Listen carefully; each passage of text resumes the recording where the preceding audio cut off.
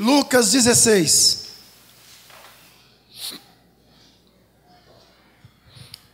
Lucas capítulo 16.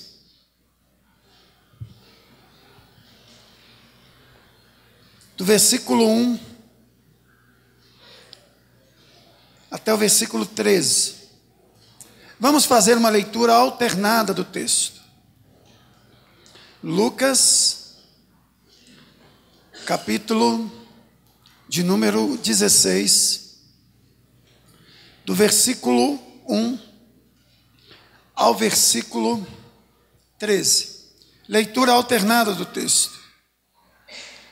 Disse Jesus também aos discípulos: havia um homem rico que tinha um administrador, e este lhe foi denunciado como quem estava a defraudar os seus bens. Então, mandando-o chamar, lhe disse: que é isso que eu ouço a teu respeito? Presta conta da tua administração, porque já não podes mais continuar nela. Disse o administrador consigo mesmo: que farei? Pois o meu senhor me tira a administração. Trabalhar na terra não posso, também de mendigar tenho vergonha. Eu sei que farei, para que quando for demitido da administração, me recebam em suas casas. Tendo chamado cada um dos devedores do seu senhor, disse ao primeiro: quanto deves ao meu patrão?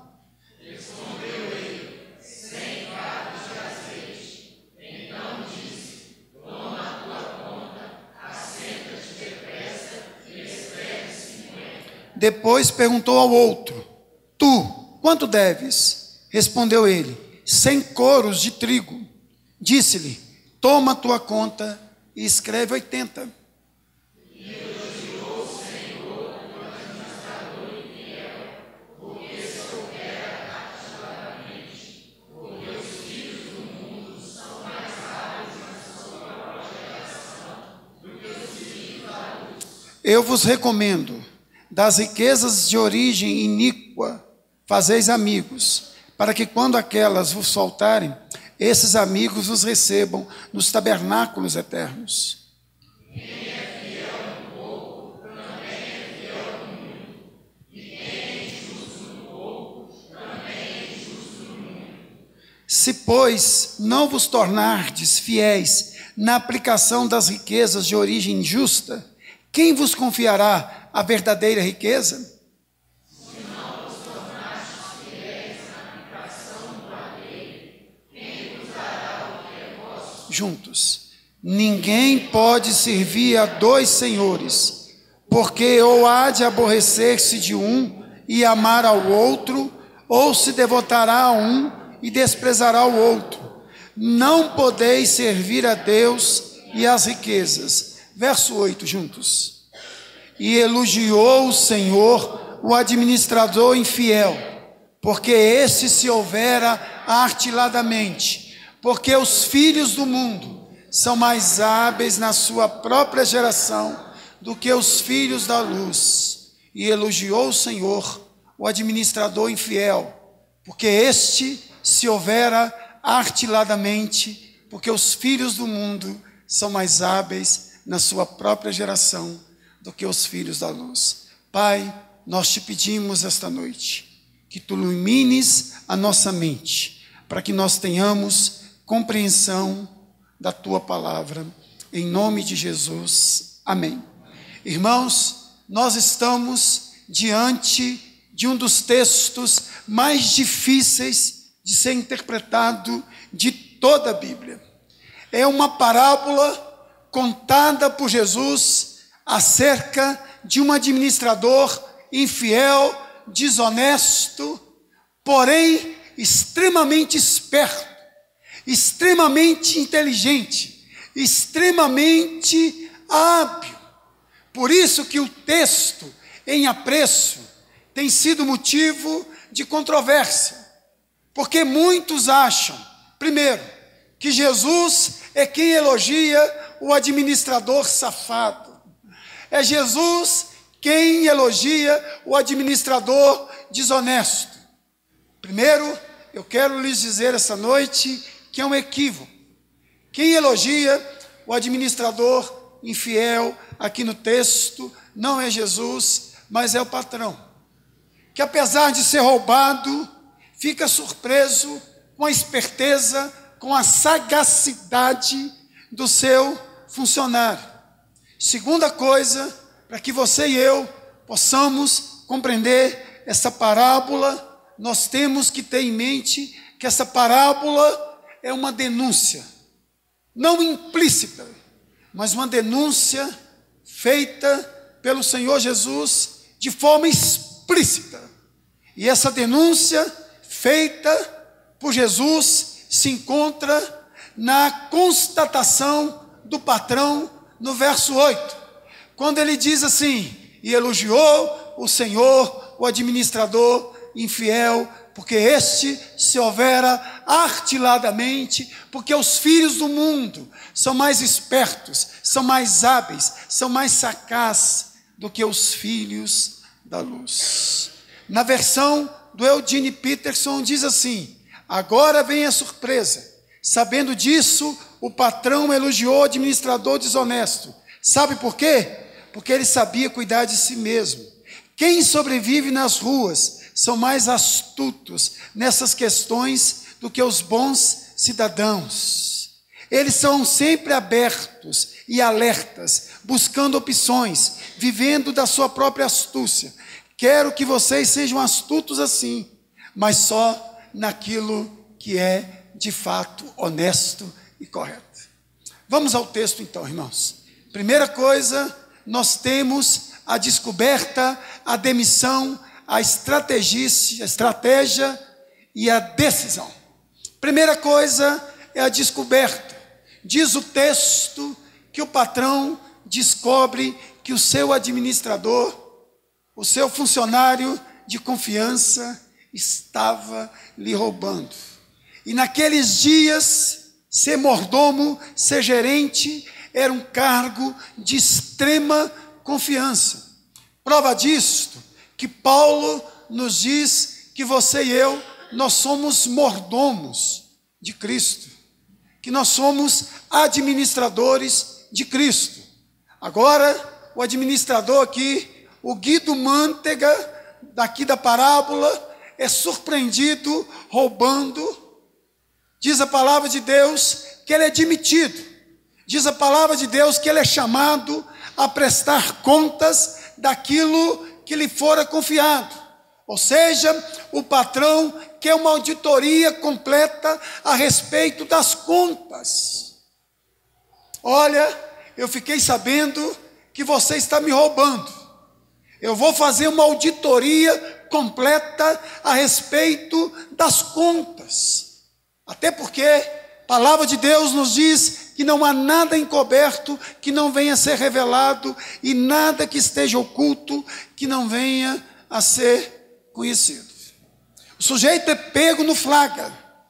O sujeito é demitido. Mas diz a palavra de Deus que ele é hábil, que ele é sagaz, que ele é esperto, que ele é estrategista. Aí nós percebemos a esperteza dele, a sagacidade dele, do verso 3 ao verso 8. Primeiro, diz a palavra de Deus que ele para e ele reflete a respeito do futuro. Diz aí no verso 3, disse consigo mesmo. Ou seja, ele parou, ele refletiu e ele pensou a respeito do seu futuro. Eu fiquei pensando, quando eu estava esboçando esse sermão aqui, a diferença deste picareta para o profeta de Deus, Jonas. Você lê o livro de Jonas, tem muita ação, nenhuma oração e nenhuma reflexão. Esse sujeito aqui não tem nenhum compromisso com Deus, mas ele para, ele pensa, ele coloca o tico e o teco para funcionar. Disse consigo mesmo. Diz mais a palavra de Deus, na segunda parte do verso 3. Ele chega a uma conclusão. Primeiro, eu não tenho nenhuma força física. Trabalhar na terra não posso.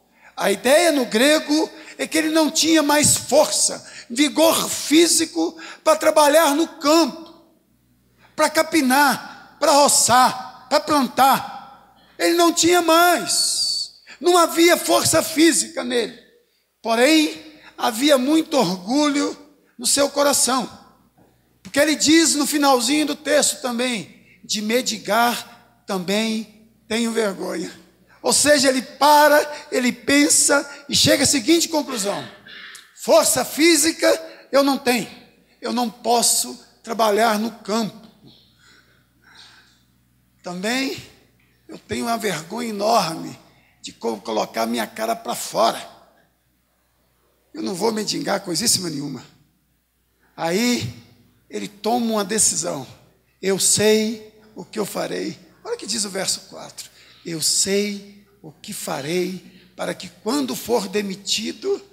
Ele sabia que ele tinha roubado, ele sabia o resultado da auditoria, Moro já estava de olho nele, da administração: me recebam em suas casas.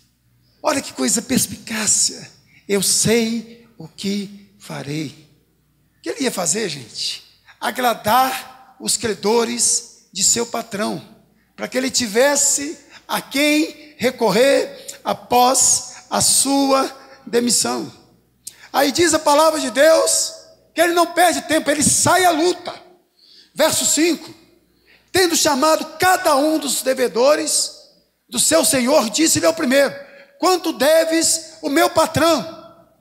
Aí o sujeito: olha, eu devo 100 cados de azeite. Então disse ele: olha, eu vou dar um abatimento de 50%. Ou seja, você deve 4.000 litros de azeite. Rasga esta nota promissória e assina aqui: 2.000 litros de azeite. 50% de desconto. Bati um papo com meu patrão. Você sabe que eu sou de confiança dele. E ele deu um abatimento de 50%. Pode colocar 2.000 aí. No segundo, ele não foi tão generoso assim, mas ele dá um desconto aí de 20%. Quanto você deve? Está aí no verso de número 7. 100 coros de trigo. Disse-lhe: toma a tua conta, escreve 80. Ou seja, eu devo 4.000. Escreve aí 3.200 litros de trigo. E uma coisa que me chamou a atenção aqui, quando eu estava estudando este texto, é o fato de que não há nenhuma crítica com relação aos credores, por ter aceitado a proposta do administrador infiel. Talvez porque eles pensavam que o administrador convencera o proprietário a fazer a redução da dívida. E depois não ia questioná-la mais à frente.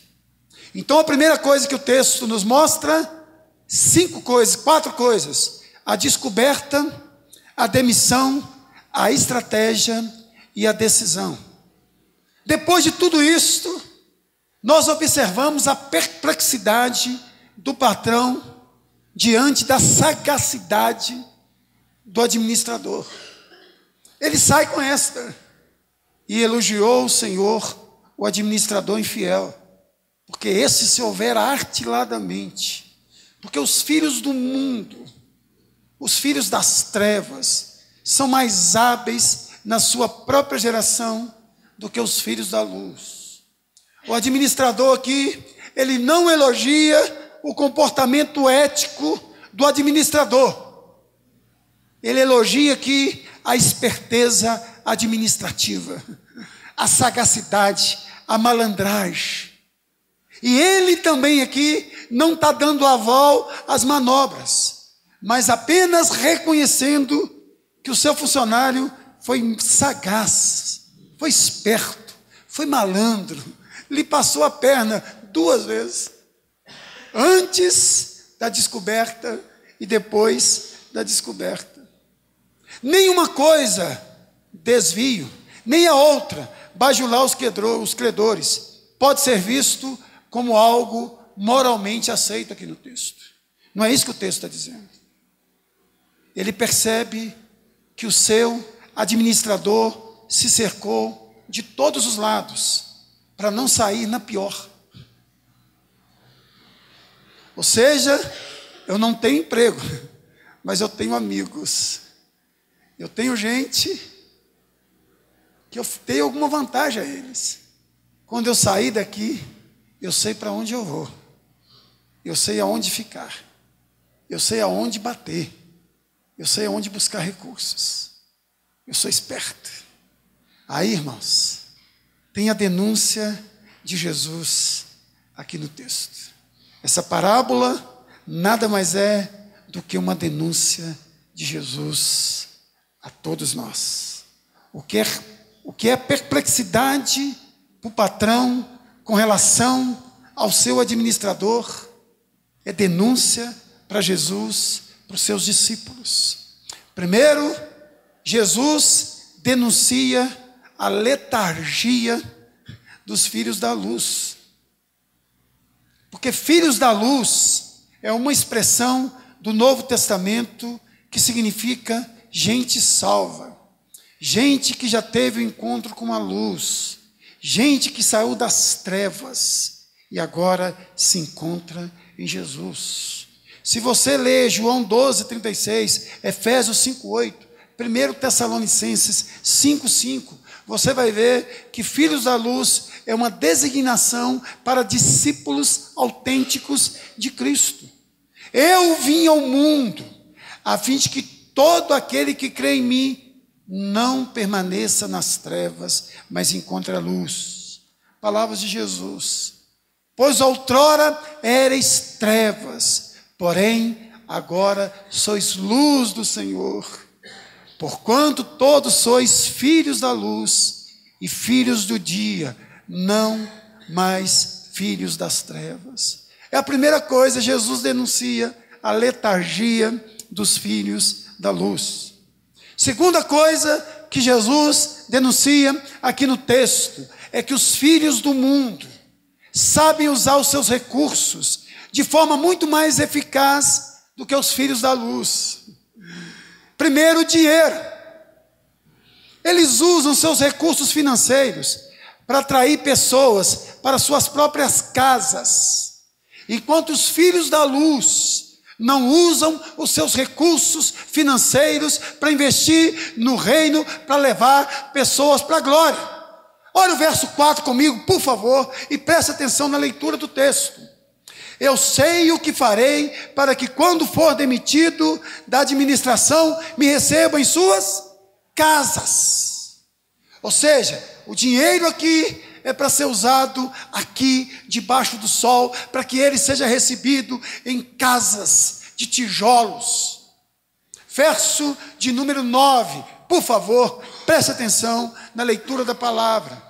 Eu vos recomendo que das riquezas de origem iníqua fazeis amigos, para que quando aquela vos faltarem, esses amigos te recebam onde, gente? Nos tabernáculos eternos. Ou seja, invistam no reino de Deus, para que quando vocês chegarem lá, há uma comitiva de gente que foi abençoada pela oferta que você deu, pelo investimento que você fez, pelo tempo que você gastou fazendo um evento lá no ginásio da Azave, lá no Lar dos Velhinhos, lá na casa de recuperação do Palmital.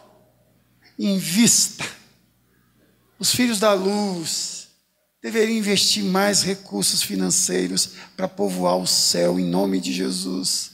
Até porque a palavra do Senhor nos diz que o fruto do justo é a árvore da vida e aquele que ganha almas é sábio. Quanta dificuldade que a gente tem de empregar recursos financeiros para abençoar a vida de outros. Isso é a primeira coisa. Nós usamos muito mal os nossos recursos. Outra coisa que Jesus Cristo denuncia aqui, que nós não podemos usar de nenhum meio ilícito, ainda que seja para ganhar pessoas para a glória de Deus. Não vale qualquer modo, não vale qualquer coisa, não é nenhum MMA, não vale abrir mão de princípios de Deus, mesmo que seja para pregar o evangelho de Deus. Jesus denuncia nos versículos que seguem. Jesus também denuncia algo que é extremamente comum nos nossos dias, que muitas vezes nós não percebemos, que é muito sutil. Jesus denuncia que é extremamente impossível servir a dois senhores. Verso 13: ninguém pode servir a dois senhores, porque há de aborrecer-se de um e amar o outro, ou se devotará a um e desprezará o outro. Não se pode servir a dois senhores. Isso é extremamente impossível. É impossível servir ao mundo e a Deus. É impossível ter o coração alicerçado no dinheiro e ao mesmo tempo ter o coração alicerçado em Jesus. É incompatível. Mundo é incompatível com o reino de Deus. Amor ao dinheiro é incompatível com o amor ao Senhor Jesus. E o que me choca profundamente aqui no texto, que a única coisa que Jesus chama de Deus é dinheiro, mamon, quírios, aqui no texto. Mas às vezes é tão sutil que a gente nem percebe, que o nosso coração está assim, ó, desviando de Deus e está indo assim para o dinheiro, Aí o dinheiro, que deveria ser um ótimo servo, se tornou patrão. O dinheiro que deveria nos servir, tem feito com que você e eu o servamos. Isso é chocante. Extremamente chocante. Porque com relação ao dinheiro, só tem duas opções. Ou ele é seu servo, ou você é servo dele. Ou você assenhoria o que você tem, ou o que você tem vai te assenhorar. Não tem outra opção. Ou uma coisa ou outra. Aí, irmãos, a explicidade de Jesus é tão grande, que eu separei aqui 4 pontos, que eu peguei não só do texto, mas de um contexto mais amplo. Porque os filhos do mundo, agora é uma pergunta, porque os filhos do mundo são mais hábeis na sua própria geração do que os filhos da luz? Primeiro, porque os filhos do mundo têm mais compromisso com a sua falta de fé do que os filhos da luz com a sua fé. Deixa eu repetir.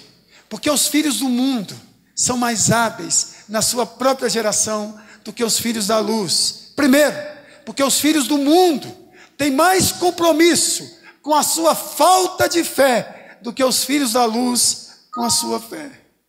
Eu fico impressionado quando eu vejo os filhos do mundo vibrando com o pecado, enquanto os filhos da luz não vibram com a santidade. Eu fico chocado quando os filhos do mundo cantam música ímpias fervorosamente, e os filhos da luz louvam arrastadamente. Aquele arrastar, aquela coisa que não flui de jeito nenhum. Isso me choca profundamente. Fico impressionado, porque os filhos do mundo não temem o futuro incerto, enquanto os filhos da luz se apavoram diante de um futuro certo. Sabe por quê? Porque os filhos do mundo têm mais compromisso com a sua falta de fé do que os filhos da luz com a sua fé. Por isso que os filhos do mundo não temem um futuro incerto, enquanto os filhos da luz se apavoram diante do futuro certo. Você vai morrer, aí o filho da luz não faz isso não, pelo amor de Deus, tem misericórdia de mim. Você não errou no diagnóstico? Não, você vai morrer. Parece que não está na nossa Bíblia. Eu sou a ressurreição e a vida. Quem crê em mim, ainda que esteja morto, viverá. Ou seja, se você está em Jesus, ainda que esteja morto, está vivo. E alguém fora de Cristo, ainda que está vivo, está morto. Mas os filhos do mundo não temem um futuro incerto. E a gente se apavora com o futuro certo, a ponto de Paulo ter que escrever aos Coríntios: se a nossa esperança em Cristo se limita apenas a esta vida, somos os mais infelizes de todos os homens. Porque os filhos do mundo são mais hábeis na sua própria geração do que os filhos da luz. Segundo, porque os filhos do mundo têm mais compromisso com o reino deste mundo do que os filhos da luz com o reino de Deus e a sua justiça. Buscai primeiro o reino de Deus e a sua justiça, e as demais coisas vos serão acrescentadas. Mas não é isso que eu tenho visto, infelizmente. Eu tenho visto que os filhos do mundo são extremamente ávidos para atrair pessoas para o mundo. Mundo aqui, drogas, álcool, sexo livre, homossexualismo, ideologia de gênero e por aí em diante. Os filhos do mundo anunciam as suas mentiras como se fossem verdades. Os filhos da luz, acanhadamente, anunciam a verdade como se fosse mentira. Isso é chocante. Isso é assustador. Os filhos do mundo anunciam o reino deste mundo com